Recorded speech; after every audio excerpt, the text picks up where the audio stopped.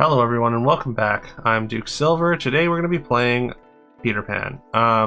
So yeah, I kind of let the timer run down and forgot to select a hero for this one. I don't often play Peter Pan.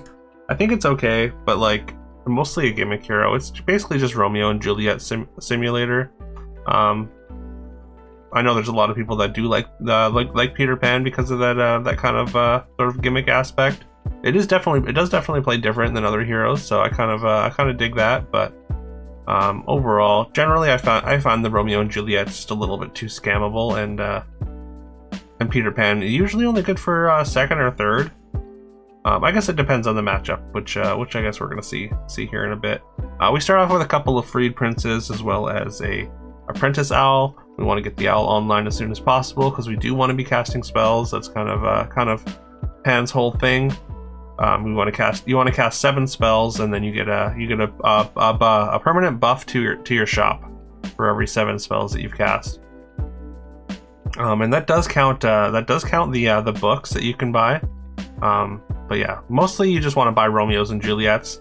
The whole idea here is you cast all the spells, get your shops nice and large, and then you cast a bunch of Romeos and then you buy a bunch of Romeos and Juliets, and they get very, very large, and then they multiply their stats, and the numbers do get big for sure if you hit that critical mass, but you have to get some very specific things going. We cast a fishing pole last turn, hoping to steal an owl, but unfortunately we did not get that owl.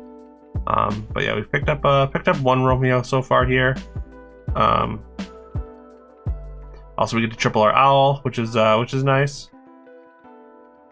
You just get that incidental scaling because you want to be casting spells anyways, and there's a second Romeo there, so that's nice. You almost don't even want to pick up too many Romeos. I guess I shouldn't say that. Like tripling up a Romeo, like we're gonna do next turn, is still valuable. If you find the Juliet, you still get a decent amount of stats, but once you get the shop buff with your hero power, that's when Romeos and Juliets really take off. We're gonna take a baby mimic from our triple here. We've got a level 3 treasure coming with that wishing fountain pretty quickly here. We're hoping for either hat or seer sphere. I think I would copy either one of them. I don't think there's anything else on 3 that we really care about at all. We do find the Juliet, so that's nice. We can sell a couple items to buy it, or an item and the farm boy. End up with a tie there. And yeah, now we're kind of in a little bit of there's a little bit of like this, like before you get your spell treasures going, like there's a little bit of a dilemma. Like, do you want to be casting spells, or do you just want to roll down and try and hit like books? We do find 1 book there, so we're very happy about that. And like I said, the books do count towards your hero power. So when the book casts a spell, it is going to tick up your counter there that you can see in the top right of the portrait, which is very important, getting that passive scaling.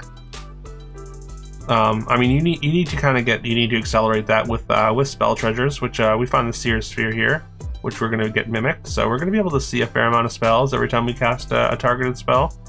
So we are going to be investing some money into that now.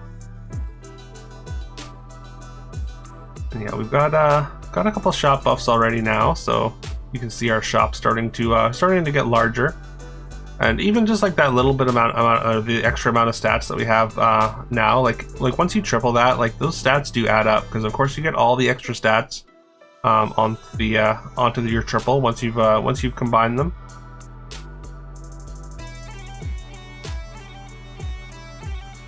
Like when you triple something normally, it's usually just double the base stats, but with extra shop stats and whatnot, like you do get the stats from all three of the copies that you buy. So that's worth noting, especially when considering things like the storybook treasure.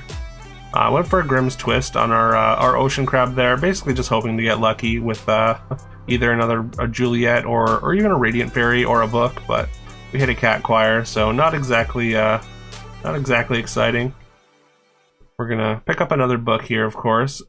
I was considering taking the spell, but it's like the 2 gold is actually pretty expensive, and also the fact that the stats are temporary just makes it pretty unappealing unless you have something that's preserving those food stats, which we technically do, but I don't really want to invest too much gold into these farm hands that we have on the bench here, since the food stats are pretty much already gone.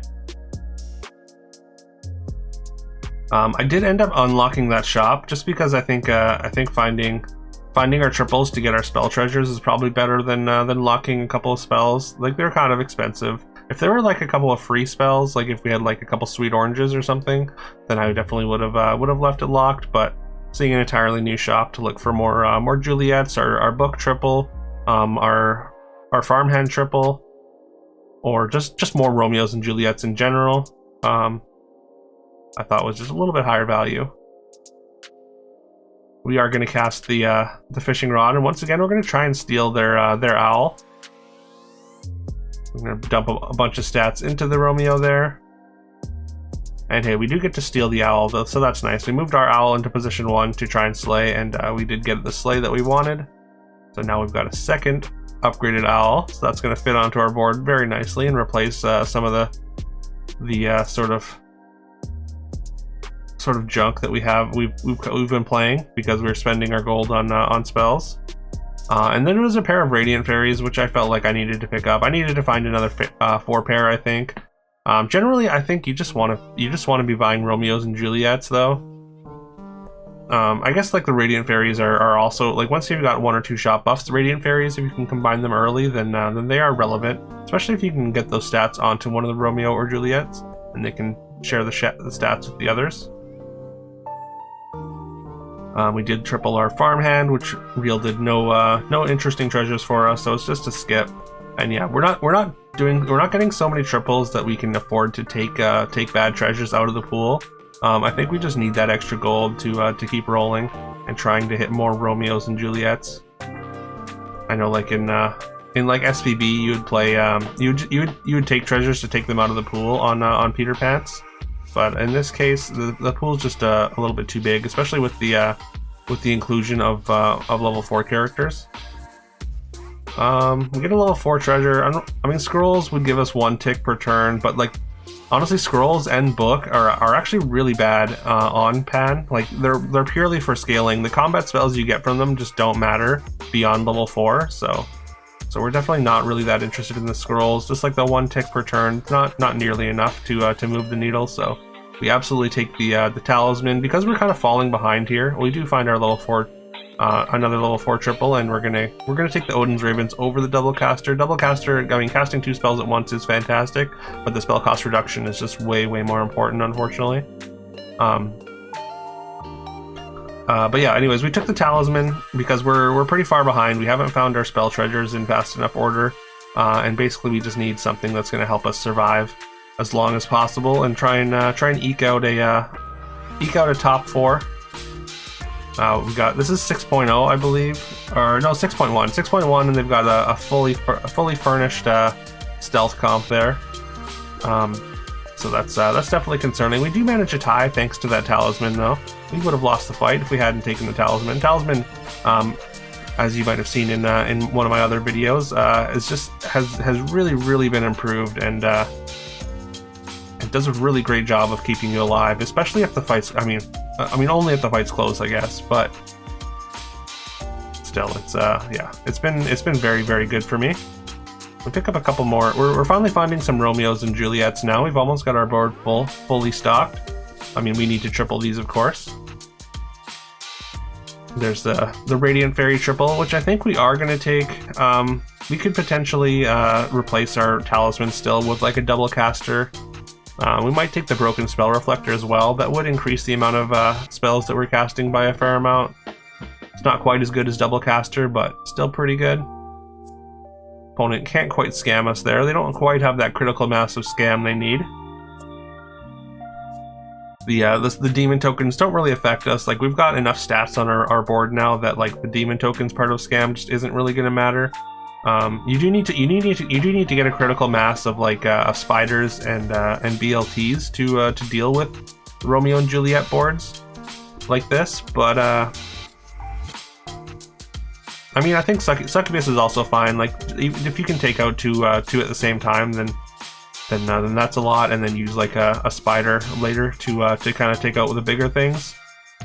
So, but yeah, if you just knock out a bunch of stats from say like one or two Romeo and Juliets with a BLT or a spider, then that does significantly lower the overall stat output of your board, because obviously if everything on your board is Romeo and Juliet, like everything is going to be doubling and tripling your stats, or I guess 2.5 timesing your stats, just like over doubling but not quite tripling, obviously. We're going to take the broken spell reflector. We do find the triple there. And yeah, hopefully we're going to be able to get a bunch of spells going. We're at the stage in the game now that we're in top 3 that we do kind of have to think about getting away from, or spending our gold not so much on scaling and more so for just finding Romeos and Juliets. There's another Juliet for us. So you're gonna see us start to take deal with the devils.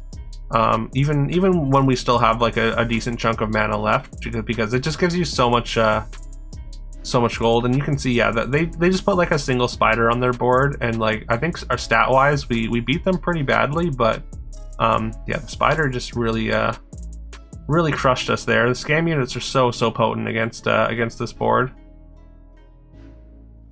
Yeah, I think, yeah, we're gonna take the deal with the devil, even though we have 8 mana left. Just getting that extra 8 gold to roll down for these Romeos and Juliets, I think is just way more important. Because getting these tripled and getting all those stats together is like we've got a pretty good shot buff right now, so we do get to triple both a Romeo and a Juliet. That does leave us with 2 empty spots though, which is not ideal. We were hoping to find another one. I took a chair, sort of speculatively, mostly because of the stealth board with the fire mage, of course. But I don't know. We don't necessarily like care too much about our backline. We care about being 3 for 1, I suppose, and having all 3 of them die before getting stats onto the other ones, because of course they don't see each other they don't give each other stats when the 3 of them die. But they give the stats to the rest of the board. But for the most part, like if they're just attacking our backline with like a single character, then we don't care too much. And you can see that dwarf board. Looks like they've taken a flying item for their first character. I guess they think that attacking our backline is going to do something. And we do have them next, unfortunately. Or no, we've got the stealth board next. Sorry, we were kind of hoping that one of them would knock the other out in the last round while we had the ghost, but it doesn't seem like that happened. I think one of them got left on 1 HP, so an unfortunate breakpoint for us anyways.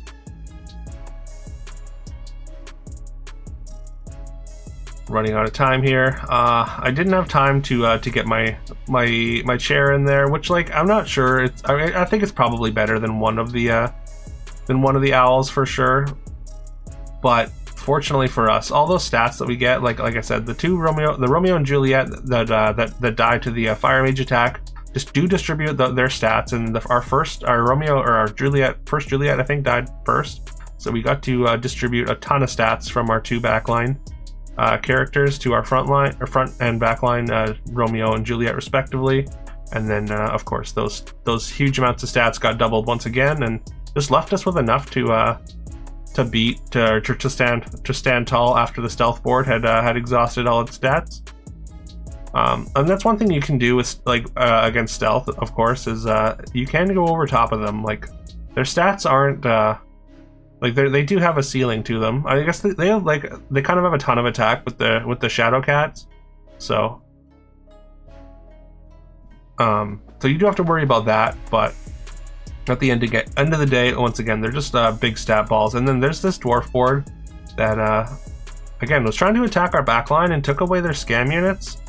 And which were the things that really hurt us last time. So we actually win that pretty handily. And yeah, there we go. We win with Pan. I honestly, because of how slow we were to get our spell treasures, I was really not expecting to win this. I was playing with the mentality that I'm just trying to play for second. I'm trying to play for third. And then once we somehow knocked the other player out, I'm like, all right, we get a second. I'm happy with that. And yeah. I think the opponent just misevaluated how this matchup is won, and yeah, we just outstatted them by a lot. But yeah, let me know if you enjoyed that. I'm pretty happy to finally get a pan video, because I don't think I have one on the channel, so that's good. Especially for, again, I know a lot of you are pan enjoyers. Yeah. Thank you so much for watching anyways. Please leave a like, comment, subscribe if you haven't already. I would very, very much appreciate that. I hope you have a fantastic rest of your day, and I'll see you next time.